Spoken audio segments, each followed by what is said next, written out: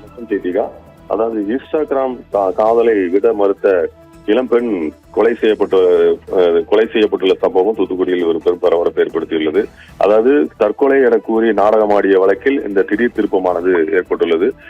இந்த வழக்கை குறித்து தான் இப்பொழுது முக்கியமாக தூத்துக்குடியில் பேசப்பட்டு வருகிறது. அதாவது தூத்துக்குடி மாவட்டம் கோவில்பட்டி அருகே கயத்தார் தாலுகா தெற்கு மயிலோடை அம்மன் கோவில் தெருவை சேர்ந்தவர் செல்வம்.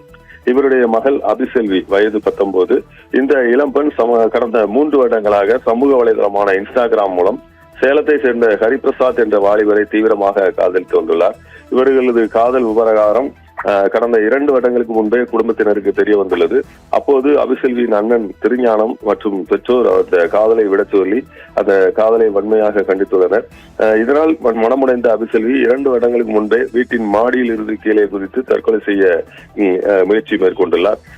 இந்த நிலையில் குடும்பத்தினர் தடுத்து நிறுத்த போதிலும் அபிசெல்வி தொடர்ந்து சேலத்தை சேர்ந்த அந்த வாலிபருடன் இன்ஸ்டாகிராமில் தொடர்பு கொண்டு பேசி வந்துள்ளார். இந்த சூழலில் நேற்று முன்தினம் அவர் அந்த நபருடன் பேசிக் கொண்டிருக்கும் போது அவரது அண்ணன் சிவஞானம் நேரில் பார்த்து கண்டித்துள்ளார்.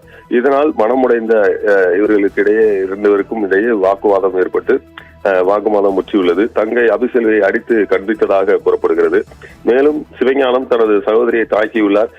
இதனால் கடும் கோபமும் ஆத்திரமும் அடைந்த அபிசெல்வி தனது வீட்டில் இருந்த கெமிக்கல் பொடியை தண்ணீரில் கலந்து குடித்துள்ளார்.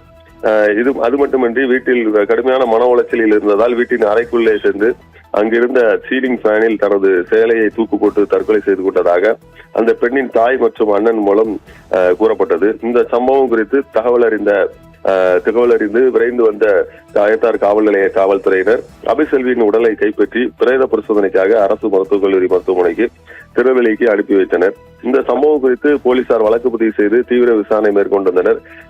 முதலில் தற்கொலை என கூறப்பட்ட இந்த வழக்கில் திடீர் திருப்பமாக அந்த உடற்கூறு ஆய்வு அறிக்கையின்படி சில இடங்களில் காயங்கள் இருந்ததும் மேலும் தாக்கப்பட்டதும் தெரிய வந்ததை அடிப்படையில் அந்த போலீசார் தீவிர விசாரணை நடத்தியுள்ளனர்.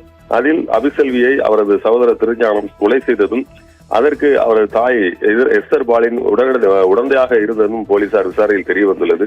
இதனைத் தொடர்ந்து கயத்தார் போலீசார் இருவரையும் கைது செய்துள்ளனர்.